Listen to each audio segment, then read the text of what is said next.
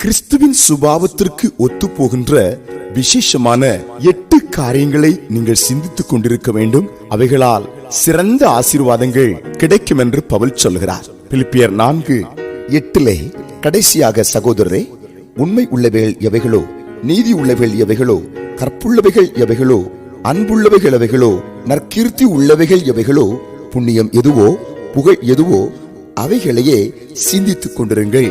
அன்புக்குரியவர்களே, நம்முடைய சிந்தனை கிறிஸ்துவுக்கு ஏதுவான, கிறிஸ்துவின் இதய துடிப்பை நிறைவேற்றுகிற ஒன்றாய் இருக்கும்போது, கிறிஸ்து நம்மை மிகவும் உன்னதமான உயர்ந்த ஸ்தானத்தில் வைத்து நம்மை ஆசீர்வதிக்கின்றார்.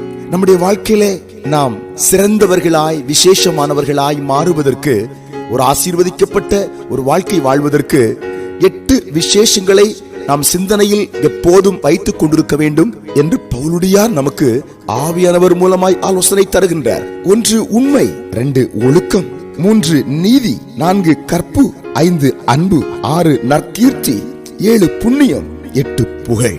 இவைகளை நாம் சிந்திக்க நம்மை இந்த கால வேளையிலே அர்ப்பணிப்போம். நிச்சயமாய் ஆண்டவர் அளவில்லாமல் நம்மை ஆசீர்வதிக்க போகின்றார். வீணான சிந்தனை நமக்கு வேண்டாம்.